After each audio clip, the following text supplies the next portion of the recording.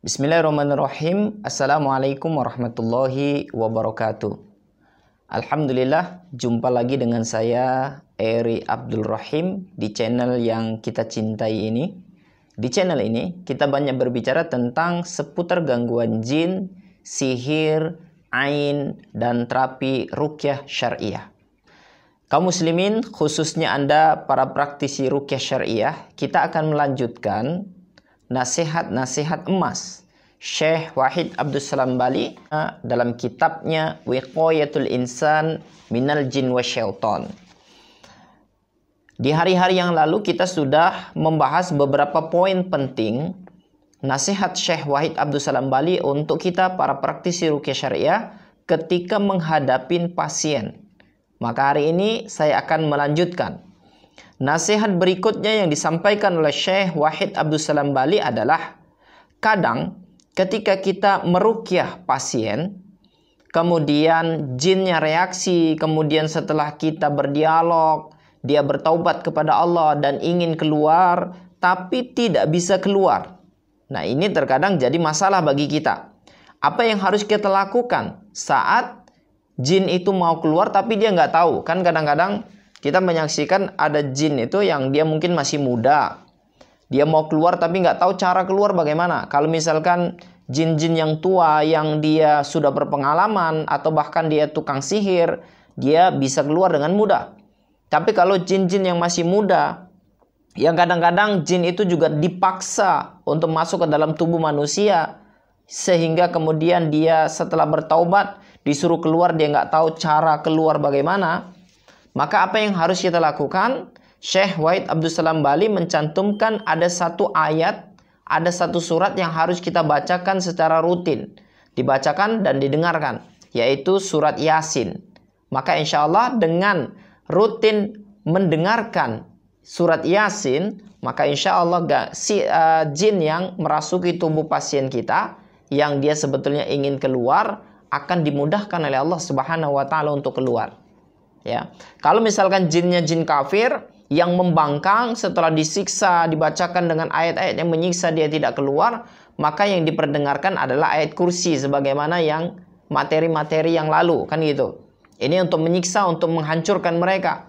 Tapi kalau misalkan jinnya sudah bertaubat, tapi dia nggak tahu cara keluar bagaimana, maka yang diperdengarkan adalah surat Yasin dari awal sampai akhir.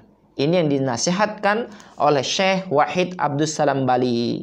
Kemudian berikutnya adalah bacakanlah ayat-ayat Al-Quran tadi, Yasin dan ayat Al-Quran yang lain ketika kita meruqyah dengan suara tartil.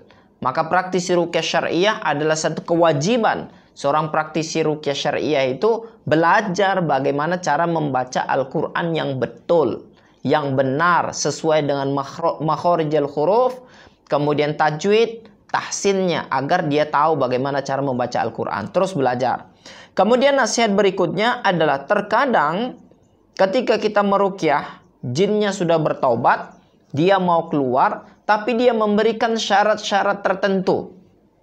Maka apa yang harus kita lakukan? Harus mengikuti syarat yang dia berikan atau tidak? Nah, kaum muslimin yang dimuliakan oleh Allah Subhanahu wa Ta'ala, dulu saya selalu melarang apapun syarat yang diberikan jin jangan ikutin, karena syarat-syarat tersebut adalah syarat-syarat batil. Dia harus keluar tanpa memberikan syarat apapun.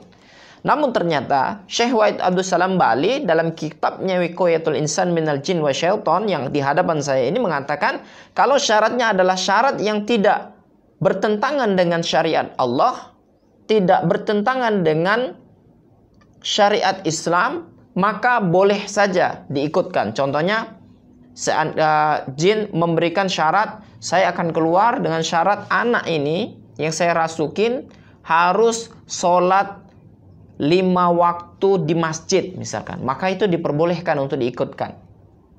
Tapi kalau dia memberikan persyaratan-persyaratan yang di luar daripada ajaran Islam, contohnya disuruh potong ayam, disuruh membuat sesaji, disuruh membuat aziman-aziman, maka tidak dibolehkan, ini haram. Tapi kalau syarat-syarat yang diberikan adalah syarat-syarat yang dibenarkan dalam Islam, diperbolehkan dalam Islam, maka tidak mengapa mengikuti syarat tersebut Yang penting setan jin itu keluar dengan izin Allah Subhanahu wa taala. Akan tetapi catatannya, kita mengikuti syarat tersebut bukan karena jin, tapi kita mengikuti syarat-syarat kebaikan tersebut adalah karena ketaatan kita kepada Allah Subhanahu wa taala. Berikutnya kaum muslimin yang dimuliakan oleh Allah. Setelah jin itu keluar, maka perintahkanlah kepada pasien kita, keluarga pasien, untuk sujud syukur kepada Allah Subhanahu wa taala sebagai wujud rasa syukur kita kepada Allah Subhanahu wa taala. Kemudian nasihat berikutnya, ketika jin sudah keluar, maka jangan sampai kita sebagai praktisi ruqyah syariah menganggap itu adalah karena kehebatan kita. Tapi kita harus menganggap bahwa keluarnya jin dari tubuh pasien kita adalah karena kekuatan dan pertolongan semata-mata dari Allah Subhanahu wa ta'ala. Jangan sampai ada rasa ujub, sombong di dalam hati kita, karena ujub dan sombong di dalam hati praktisi ruqyah syariah adalah menjadi pintu peluang masuk syaitan untuk menggoda praktisi ruqyah syariah. Kaum muslimin yang dimuliakan oleh Allah Subhanahu wa taala. Nasihat berikutnya. Dalam kitab Wiqayatul Insan Minal Jin wa Syaitan ini, Syekh Wahid Abdul Salam Bali memberikan nasihat kepada kita para praktisi ruqyah syariah untuk memperkuat ilmu, memperbanyak buku, belajar kepada masyayikh, guru-guru besar yang lebih memahami ruqyah syariah. Khususnya kitab-kitab keilmuan-keilmuan tentang alam jin, alam gaib, tentang ruqyah syariah, kemudian tentang tipu daya setan, bisa membaca kitabnya Ibnu Qayyim Al-Jauziyah yang berjudul Talbis Iblis. Maka insya Allah dengan praktisi ruqyah syariah, memperbanyak khazanah membaca Al-Quran, belajar kepada guru yang lain, jangan pernah berhenti belajar, maka insya Allah setan akan semakin kecil ruangnya untuk menggoda kita. Kaum muslimin yang dimuliakan oleh Allah Subhanahu wa taala, beberapa nasihat dari Syekh Wahid Abdul Salam Bali ini adalah sangat penting untuk kita fahami, untuk kita praktekkan dalam penerapan kita kepada pasien-pasien kita, sehingga insya Allah akan dipermudahkan semua. Ya, termasuk tadi ya, ketika setan itu ternyata ada setan jin yang dia tidak bisa keluar karena mungkin ilmu dia belum sampai, masih terlalu muda. Sehingga salah satu caranya adalah dengan membacakan surat Yasin dan memperdengarkan surat Yasin kepadanya, sehingga setan bisa keluar dengan mudah dari tubuh pasien kita. Barakallahu fikum, mudah-mudahan bermanfaat. Jangan lupa like, komen, dan share ya kepada teman-teman yang lain, sehingga mereka juga mendapatkan manfaat daripada nasihat-nasihat Syekh Wahid Abdul Salam Bali dalam kitabnya Wiqayatul Insan Minal Jin wa Syaitan. Barakallahu fikum. Assalamualaikum warahmatullahi wabarakatuh.